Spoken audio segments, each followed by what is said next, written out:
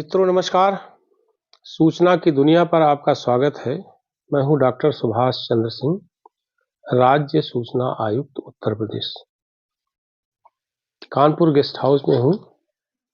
एक कार्यक्रम के सिलसिले में मैं यहां आया था, तो मुझे लगा कि जिला प्रशासन या पुलिस के जो जन सूचना अधिकारी हैं या वरिष्ठ अधिकारी हैं, उनसे आरटीआई पर एक चर्चा करूं और उनके विचारों को साझा करूं, ताकि जो हमारे दर्शक हैं, चाहे वादी हों या प्रतिवादी हों, उनको इसका लाभ मिल सके।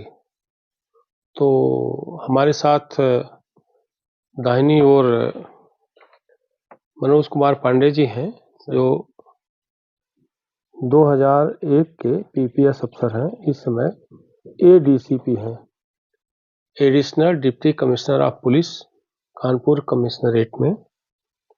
और बाईं ओर हैं यादवेंद्र सिंह बैस जी, ये 2021 बैच के पीसीएस अफसर हैं, अपेक्षाकृत नए हैं।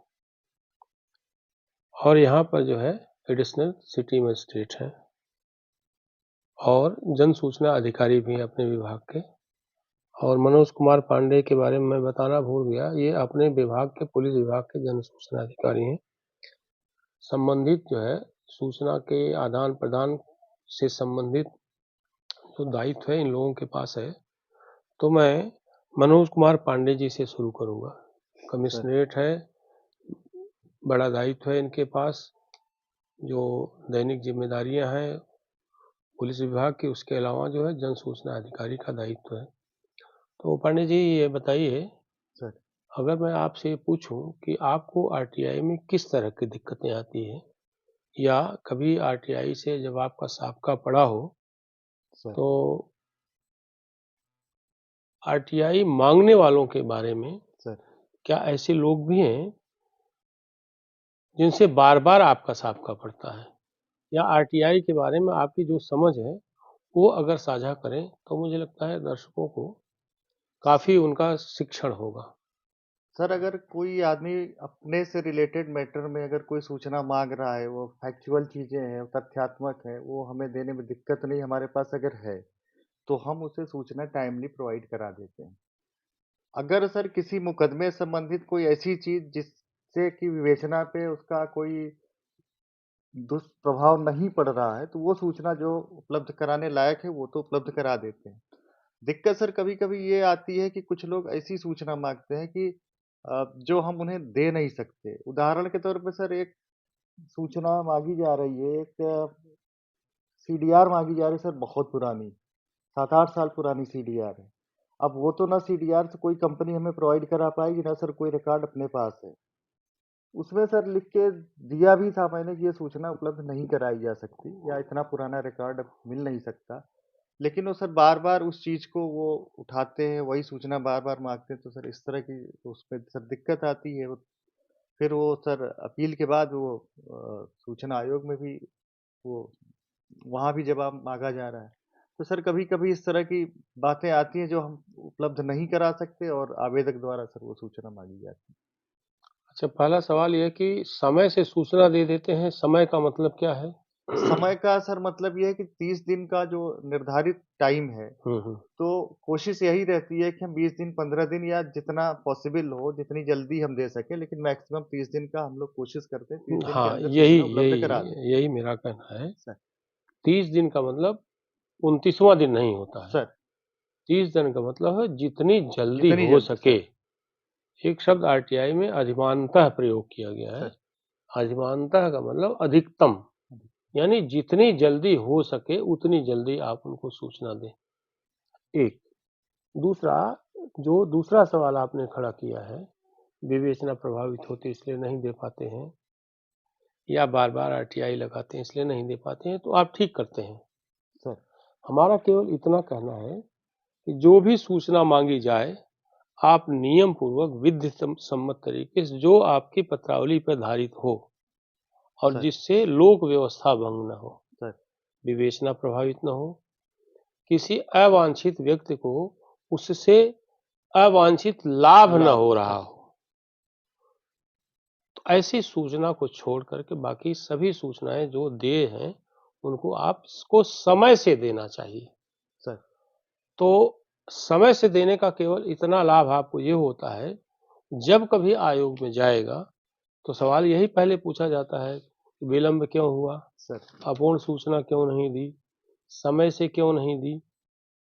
इस सवाल का जवाब देने में आपको तार्किक रूप से सहूलियत हो जाएगी। सर, मैं एक डेटा सर आपको हाँ, देना चाह रहा हाँ हूँ। बताइए। जैसे सर पिछले साल 2000 अभी जो साल बीता है 2023, जी, 2023 में सर 3591 सूचनाएँ माँगी गई कानपुर कमिश्नरेट से। ठीक है। बड़ा जनपद है सर, सूचना माँगने वाले आवेदक भी काफ़ी संख्या में होते हैं सर। इसमें हम लोगों ने सर 3409 को सूचना समय रहते सर उपलब्ध करा दी है, लोकल स्तर पर। लोकल स्तर पे ठीक। टोटल जो सूचना माँगी गई। मतलब जन सूचना अधिकारी के स्तर पर चाहे निपटा सर, हो, चाहे प्रथम अपीलीय अधिकारी के स्तर पर सर, निपटा हो, सर। इतना आपने निपटा दिया। निपटा दिया है सर। ठीक अब है। 182 बचा है सर। 182 में भी अब तक में ये जो टोटल सर संख्या थी, मतलब यह 182 सूचना आयोग में गया है। नहीं सर, सूचना आयोग में नहीं, ये मेरे ऊपर पेंडिंग है सर। ये 182 में भी करीब 90-92 सूचना सर इनको, ये सर आंकड़ा मैंने 31 दिसंबर तक का दिया है। हुँ, आज सर 10 तारीख है।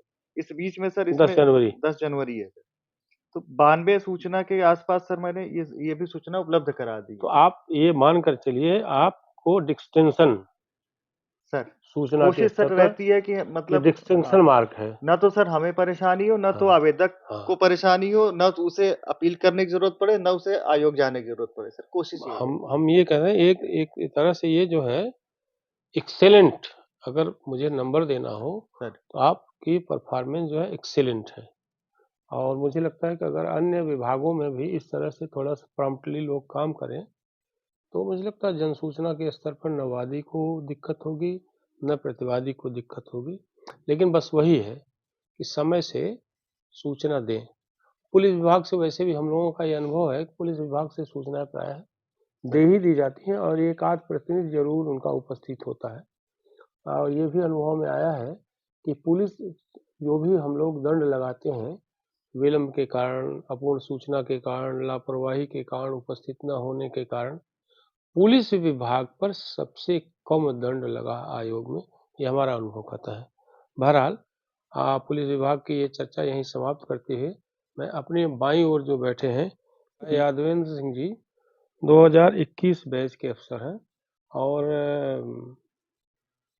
अनुभव की दृष्टि से बहुत कम अनुभव इनका है आरटीआई के संदर्भ में। तो मुझे लगता है इनके सीखने का ये समय है। एक विद्यार्थी के रूप में मुझे लगता है आरटीआई के बारे में इनको अपनी जिज्ञासाएँ जो है ज़रूर सामने लानी चाहिए ताकि इनका थोड़ा-सा मार्गदर्शन हो सके। अब इनसे हम कोई ऐसा सवाल नहीं कर सकते जो उलझाऊ हो। ये अपनी ओर से अगर कोई सवाल करते हैं, तो मुझे लगता है कि ये ज़्यादा बेहतर होगा। बताइए आदिन जी। अ, प्रणाम सर। सर मैं पिछले 1 साल से सर लगभग आरटीआई का विभाग देख रहा हूँ सर, हुँ, कलेक्ट्रेट का। एंड सर मैं ये कहूँगा कि सर आरटीआई बहुत अच्छा टूल है एक जनता को एम्पावर करने के लिए। प्रोवाइडेड सर इस पे भी थोड़े से कंस्ट्रेंट्स और रिस्ट्रेंट्स होने चाहिए, ये मेरा पर्सनल अनुभव कहता है। क्योंकि अगर जैसे कि अगर 10 में से 9 ऐसे हमारे पास आरटीआई आते हैं कि जो कि जेन्युइन हैं और एक ऐसा आता है कि जो कि उतना जेन्युइन नहीं है, तो 9 की प्रॉब्लम को हम कैटर कर सकते हैं। बट अनफॉर्चुनेटली सर वो 10% ना होके कई बार बहुत ज़्यादा परसेंटेज होता है। यहाँ तक होता है कि हमें सर मुँह ज़बानी नाम याद रहते हैं वो कुछ आरटीआई एक्टिविस्ट के, जो कि कोर्ट्स में भी आते रहते हैं और आरटीआई भी माँगते रहते हैं और उनका उस सूचना से सर उनका दूर-दूर तक कोई भी सरोकार नहीं होता। मैं एक जन सबकी बात नहीं कर रहा हूँ, कुछ गिने-चुने बात कर रहा हूँ, जो कि हर हुँ, विभाग में होते हैं सर। दूसरी बात सर ये रहती है कि सर आरटीआई में भी कुछ ऐसी चीज़ मैं चाहता हूँ कि सर आपको अगर वो हो सके तो सर कुछ ऐसा होना चाहिए कि इन लोग को सॉर्ट आउट किया जा सके, इनको फ़िल्टर आउट किया जा सके, जेन्युइन और नॉन जेन्युइन लोगों का। ऐसे लोगों का सर एक लिमिट होनी चाहिए कि वो मंथली या वीकली कितना दे सकते हैं सर। एंड सर ये जी, बहुत सरल है इसका जवाब। जी सर। एक तो ये जितनी जेन्युइन आरटीआई है, उसका समय से जवाब दें। इससे जी पहले सर। मैंने बताया समय माने 30 दिन या जितनी जल्दी हो सके, जी सर। आवेदन मिलने के बाद जितनी जल्दी हो सके उतनी जल्दी। और अगर सूचना आपके पास नहीं किसी अन्य विभाग में है, तो आप 5 दिन में उसको जी सर। अंतरण कर दें। इतनी तो समझदारी होगी नए अधिकारी होने के बावजूद। दूसरा जो कह रहे हैं कि जो गैर जेन्युइन और जेन्युइन, ये छांटने का अधिकार भी आपके पास है और सक्षम भी आप हैं, क्योंकि ये आयोग काम नहीं करेगा। ये काम जन सूचना अधिकारी के स्तर पर ही होना चाहिए, क्योंकि रोज रोज आप ऐसी आरटीआई से आपका साबका पड़ता रहता है। इसका एक सरल तरीका ये है कि जैसे आपने कहा कि कोर्ट में भी आते हैं, आरटीआई भी मांगते हैं, काम के संदर्भ में मिलते हैं, और ऐसे लोग जिसको कहा हम मुजमा नहीं, यानी मौखिक नाम याद है आपके पास, तो चिन्हित हो गए आप उनकी एक सूची बनाइए, महीने भर इन्होंने कितनी आरटीआई मांगी और आरटीआई की प्रकृति क्या है। प्रकृति इन द सेंस, क्या ऐसी आरटीआई जिसका कोई किसी तरह का लोकहित है, क्योंकि आरटीआई में लोकहित सर्वोपरि है, पब्लिक इंटरेस्ट। अगर किसी आरटीआई का पब्लिक इंटरेस्ट नहीं है, व्यक्तिगत हित में मांगी गई है, भी देख लीजिए व्यक्तिगत हित उसका जेन्युइन है कि नहीं है। जी सर। तो ऐसी आरटीआई को आप एक सूची बना करके खारिज कर सकते हैं।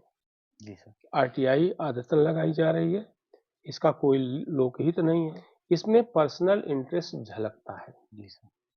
इस तरह करके उसको खारिज भी कर सकते हैं। और बहुत सारी आरटीआई अगर लगती है तो उसका एक तरीका ये भी है कि एक सुप्रीम कोर्ट की रूलिंग है, आदित्य बंदोपाध्याय बनाम सीबीएसई, आप गूगल करेंगे तो आ जाएगा। उसमें सीधा कहा गया है कि अगर आपके विभाग से इतनी अधिक आरटीआई मांगी जाए जिससे आपका मूल कार्य प्रभावित हो, जी सर, और जिसका लोकहित से कोई संबंध न हो, उसको नॉन प्रोडक्टिव कहा गया है। जी सर।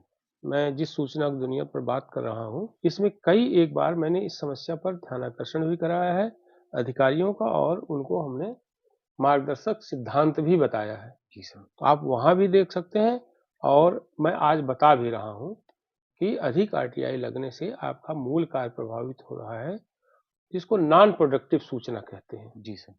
अनुत्पादक। जी सर। माने जिसका कोई मतलब न हो। जी सर। फिर भी आरटीआई मांगी जा रही है, और हमारे नजर में तो 100 से ज्यादा आरटीआई हैं पूरे प्रदेश में, बल्कि ज्यादा, काफी ज्यादा, जो नॉन प्रोडक्टिव सूचना ही मांगते हैं और प्रथम दृष्टया खारिज करने योग्य होती है। लेकिन अब केस टू केस डिफर करता है आपके यहाँ कि कौन सी खारिज की जाए, कौन सी न खारिज की जाए, किसमें सूचना दी जाए। लेकिन सारी कवायद ये आपको 30 दिन के भीतर करना होगा, और 30 दिन का मतलब फिर मैं दोहरा हूँ, 29वां दिन नहीं होता है। 30 दिन का मतलब न्यूनतम समय में आप उनको जवाब दीजिए। आप इस YouTube चैनल को लाइक करिए, सब्सक्राइब करिए, कमेंट करिए और शेयर जरूर करिए।